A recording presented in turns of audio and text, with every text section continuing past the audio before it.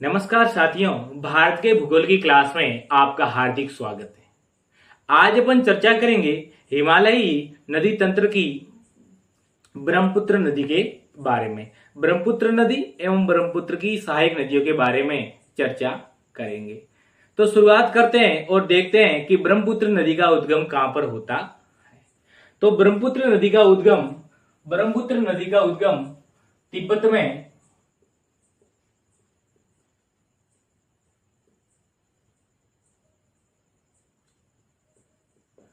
तिब्बत में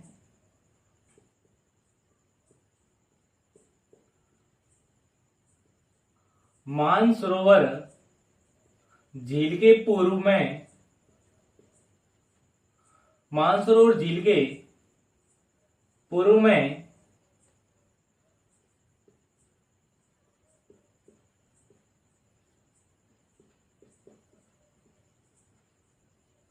कैलाश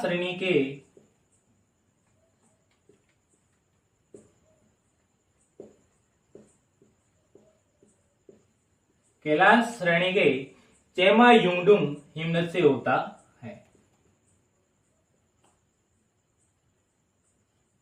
तो ब्रह्मपुत्र नदी का उद्गम तिब्बत में मानसरोवर झील के पूर्व में कैलाश श्रेणी के चेमा युंगडुंग हिमनद से होता है।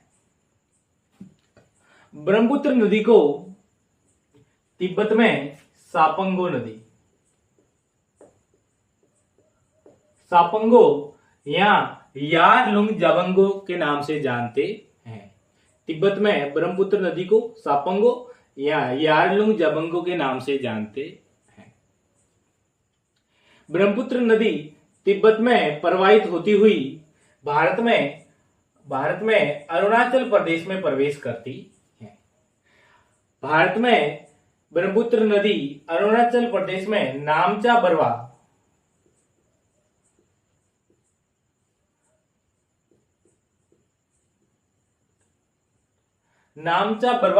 श्रेणी के पास से अरुणाचल प्रदेश में प्रवेश करती है और अरुणाचल प्रदेश में ब्रह्मपुत्र नदी को दिहांग नाम से जानते हैं।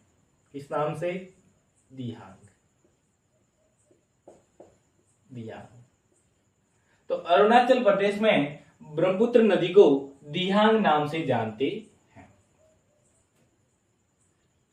तो भारत में ब्रह्मपुत्र नदी अरुणाचल प्रदेश से नामचा बरवा श्रेणी के पास से प्रवेश करती हैं और अरुणाचल प्रदेश में दिहांग नदी मिल जाने के कारण ब्रह्मपुत्र नदी को दिहांग नदी के नाम से जानते हैं।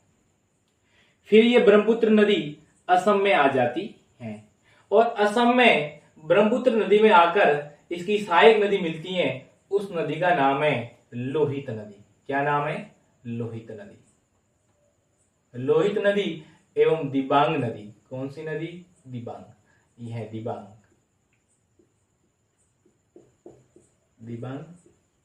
और यह है लोहित नदी। दिबांग नदी और लोहित नदी, यानी असम में दिबांग नदी और लोहित नदी ब्रह्मपुत्र नदी में आकर मिल जाती है। फिर असम में एक और नदी आकर इस ब्रह्मपुत्र नदी में मिलती है।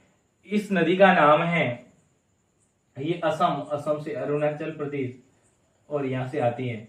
इस नदी का नाम है सुबनसिरी नदी। इस नदी का नाम है सुबनसिरी नदी। क्या नाम है? सुबनसिरी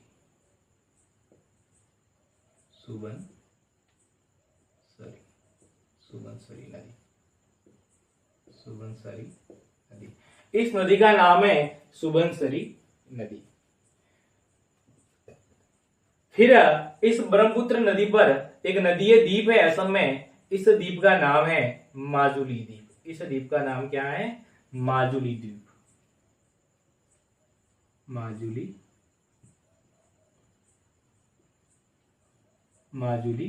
द्वीप जो विश्व का सबसे बड़ा नदीय द्वीप है। कौन सी नदी पर? ब्रह्मपुत्र नदी पर। कहां पर है? असम में। कहां पर है? असम में। असम में फिर ब्रह्मपुत्र की एक सहायक नदी आकर मिलती है, उस नदी का नाम है धनसिरी नदी। क्या नाम है? धनसिरी। ये धनसिरी नदी, इसका नाम क्या है? धनसिरी नदी। क्या नाम है? धनसिरी। धनसिरी नदी, धनसिरी नदी। फिर आगे ब्रह्मपुत्र प्रवाहित होती है और इसमें एक और नदी, इसकी सहायक नदी आकर मिलती है यहां से।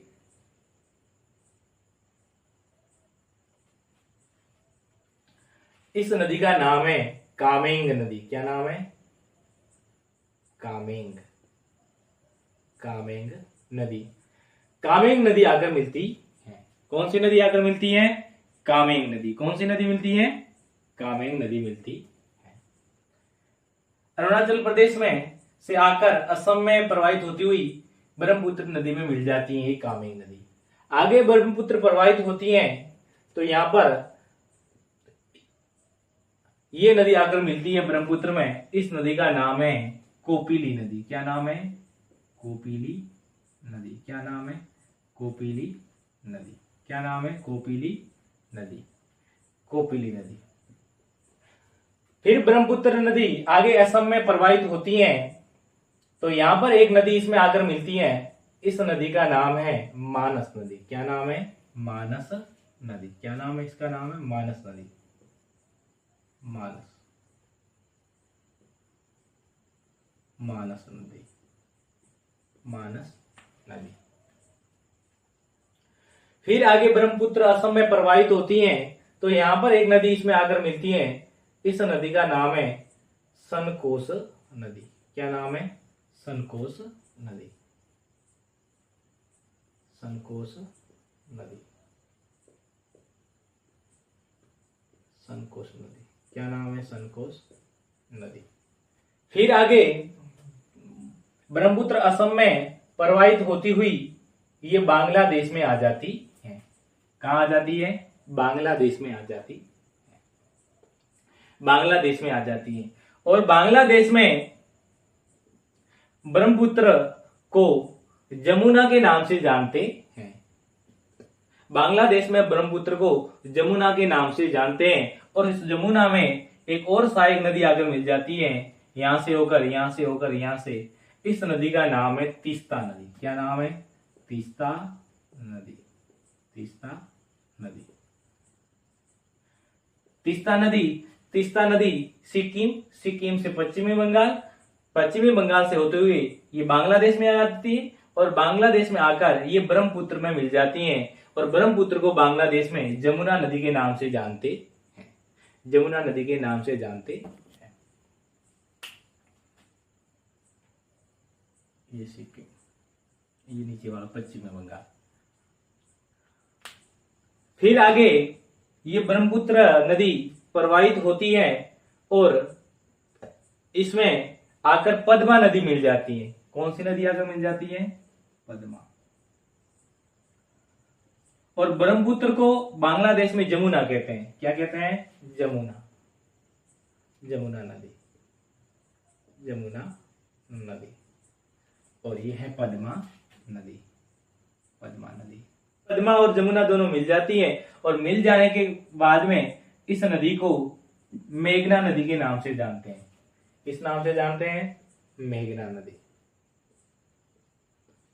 मेघना नदी के नाम से जानते हैं। मेघना आगे बांग्लादेश में प्रवाहित होती है तो इसमें एक और नदी आकर मिल जाती है। इस नदी का नाम है बराक नदी। ये बराक नदी। बराक नदी यहां से होते हुए, यहां से होते हुए, यहां से होते हुए यहां तक, यानी बराक नदी आकर मिल जाती है। इस नदी का नाम है बराक। क्या नाम है? बराक नदी। क्या नाम है? बराक नदी। और फिर ये मेघना सुंदरबन डेल्टा बनाती हुई बंगाल की खाड़ी में समाप्त हो जाती है। बंगाल की खाड़ी में समाप्त हो जाती है। तो अपन ने ब्रह्मपुत्र नदी की चर्चा की थी और उसमें देखा था कि ब्रह्मपुत्र नदी का उद्गम होता है तिब्बत से। कहां से होता है? तिब्बत से। ब्रह्मपुत्र नदी का उद्गम तिब्बत से होता है तिब्बत में कौन सी जगह? तो तिब्बत में मानसरोवर झील है, उसके पूर्व में, मानसरोवर झील के पूर्व में कैलाश श्रेणी के चेमा युंगडुंग हिमनद से होता है। ब्रह्मपुत्र नदी को तिब्बत में सापंगो या यारलुंग जाबंगो के नाम से जानते हैं। फिर ये ब्रह्मपुत्र तिब्बत में प्रवाहित होती हुई भारत में नामचा बरवा श्रेणी के पास में अरुणाचल प्रदेश में प्रवेश करती है और अरुणाचल प्रदेश में ब्रह्मपुत्र नदी को दिहांग नाम से जानते हैं। फिर ये अरुणाचल प्रदेश में प्रवाहित होती हुई असम में आ जाती है और असम में इस नदी को ब्रह्मपुत्र नदी के नाम से जानते हैं। ब्रह्मपुत्र नदी पर असम में माजुली द्वीप है। फिर आगे ब्रह्मपुत्र असम में प्रवाहित होती हुई बांग्लादेश में चली जाती है। बांग्लादेश में ब्रह्मपुत्र नदी को जमुना नदी के नाम से जानते हैं और जमुना आगे जाकर पद्मा में मिल जाती है, आगे जाकर पद्मा में मिल जाती है और यहां से इस नदी का नाम हो जाता है मेघना। क्या नाम हो जाता है? मेघना। और मेघना आगे जाकर सुंदरबन डेल्टा बनाती हुई बंगाल की खाड़ी में समाप्त हो जाती है, बंगाल की खाड़ी में समाप्त हो जाती है। ब्रह्मपुत्र नदी के दाएं तट से और बाएं तट से, दाएं तट से और बाएं तट से सहायक नदियां इसमें आकर मिलती हैं। उन नदियों की अपन बात करें तो सबसे पहले देखते हैं ब्रह्मपुत्र नदी के बाएं तट की सहायक नदियां। बाएं तट की सहायक नदियों की बात करें तो सबसे पहले ब्रह्मपुत्र में इसकी सहायक नदी आकर मिलती है, उस नदी का नाम है दियांग। ये कौन सी नदी है? दियांग। दियांग नदी ब्रह्मपुत्र में आकर मिल जाती है और अरुणाचल प्रदेश में, और उसी के कारण अरुणाचल प्रदेश में इस ब्रह्मपुत्र नदी को दियांग नदी के नाम से जानते हैं, दियांग नदी के नाम से जानते हैं। दियांग नदी के बाद में अपन ब्रह्मपुत्र के बाएं तट की सहायक नदियों की चर्चा करें तो आती है दिबांग नदी। कौन सी नदी? दिबांग नदी। दिबांग नदी अरुणाचल प्रदेश में प्रवाहित होती हुई असम में आती है और असम में आकर ये लोहित नदी में मिल जाती है और फिर ये लोहित नदी लोहित नदी ब्रह्मपुत्र नदी में मिल जाती है। यानी दियांग नदी के बाद में अपन चर्चा करें तो दिबांग नदी की। दिबांग नदी अरुणाचल प्रदेश के बाद में असम में आ जाती है और असम में आकर ये लोहित नदी में मिल जाती है और दोनों का शामिल जल आकर ब्रह्मपुत्र नदी में मिल जाता है। दिबांग के बाद में लोहित नदी की बात करें तो लोहित नदी भी ब्रह्मपुत्र के बाएं तट से आकर मिलने वाली इसकी सहायक नदी है। लोहित नदी का उद्गम तिब्बत में होता है और तिब्बत से प्रवाहित होती हुई ये अरुणाचल प्रदेश में आ जाती है। अरुणाचल प्रदेश के बाद में ये आ जाती है असम में और असम में आकर ये ब्रह्मपुत्र नदी में मिल जाती है। फिर ब्रह्मपुत्र नदी के बाएं तट की सहायक नदियों की बात करें तो आती है धनसरी नदी। कौन सी नदी? धनसरी नदी। धनसरी नदी का उद्गम नागालैंड से होता है। ये नागालैंड से प्रवाहित होती हुई असम में आ जाती है और असम में आकर ये ब्रह्मपुत्र नदी में मिल जाती है। फिर आगे धनसरी के बाद में अपन ब्रह्मपुत्र के बाएं तट की सहायक नदियों की चर्चा करें तो कोपिली नदी आ जाती है। इस कोपिली नदी का उद्गम मेघालय के पठार से मेघालय में होता है।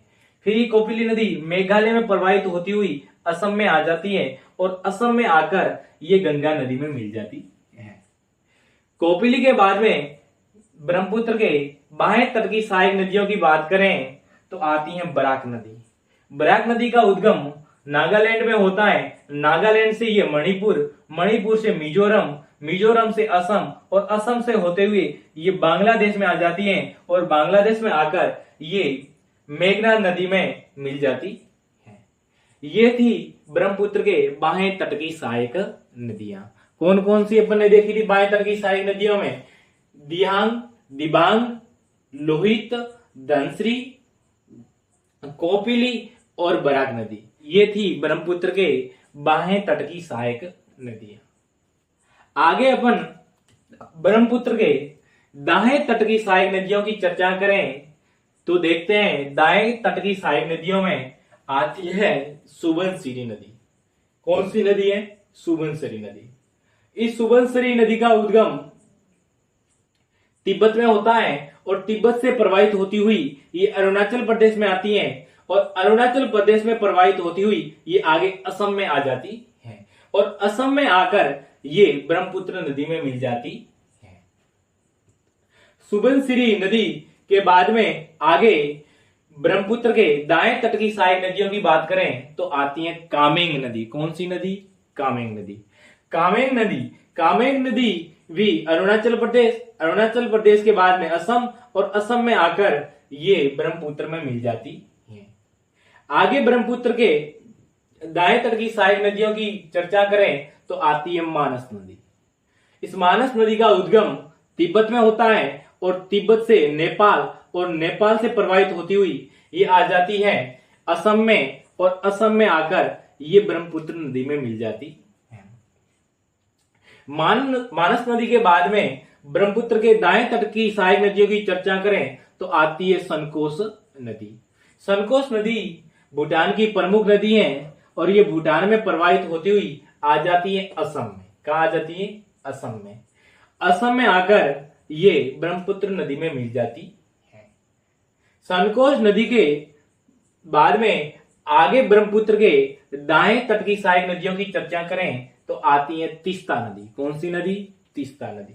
इस तीस्ता नदी का सिक्किम में प्रवाहित होती हुई पश्चिमी बंगाल में प्रवाहित होती हुई ये बांग्लादेश में आ जाती है और बांग्लादेश में आकर ये जमुना में मिल जाती है, यानी ब्रह्मपुत्र में मिल जाती है। तो ये थी ब्रह्मपुत्र के दाएं तट की नदियां। दाएं तट की नदियों में अपन ने चर्चा की थी सुबनसिरी नदी। सुबनसिरी के बाद में अपन ने चर्चा की थी कामेंग नदी। कामेंग के बाद में अपन ने चर्चा की थी मानस नदी। मानस नदी के बाद में अपन ने चर्चा की थी संकोश नदी और संकोश नदी के बाद में अपन ने चर्चा की थी तीस्ता नदी। संकोश नदी के बाद में अपन ने चर्चा की थी तीस्ता नदी की। देखो, ब्रह्मपुत्र नदी पर विश्व का सबसे बड़ा नदीय द्वीप है माजुली द्वीप। कौन सा द्वीप? माजुली द्वीप। और ये माजुली द्वीप कहां पर है? असम में। कहां पर है? असम में। कहां पर है? असम में। ब्रह्मपुत्र नदी का उद्गम चेमा युंगडुंग हिमनद से होता है जो कैलाश श्रेणी में मानसरोवर झील के पूर्व में, कहां पर? तिब्बत में। ब्रह्मपुत्र नदी को तिब्बत में सापंगो या यार्लुंग जाबंगो के नाम से जानते हैं और ये अरुणाचल प्रदेश में नामचा बरवा श्रेणी के पास में प्रवेश करती है। अरुणाचल प्रदेश में ब्रह्मपुत्र नदी को दियांग के नाम से जानते हैं और अरुणाचल प्रदेश के बाद में ये ब्रह्मपुत्र नदी आ जाती है असम में और असम में इस नदी को ब्रह्मपुत्र के नाम से जानते हैं। असम में प्रवाहित होती हुई ये बांग्लादेश में चली जाती हैं। बांग्लादेश में इसको जमुना के नाम से जानते हैं और फिर इसमें आकर मिल जाती है पद्मा और जमुना को साथ में मेघना के नाम से जानते हैं और फिर ये सुंदरबन डेल्टा बनाती हुई बंगाल की खाड़ी में समाप्त हो जाती। तो साथियों, आज अपन ने ब्रह्मपुत्र नदी की चर्चा की थी और इसमें ब्रह्मपुत्र नदी और इसकी सहायक नदियों के बारे में चर्चा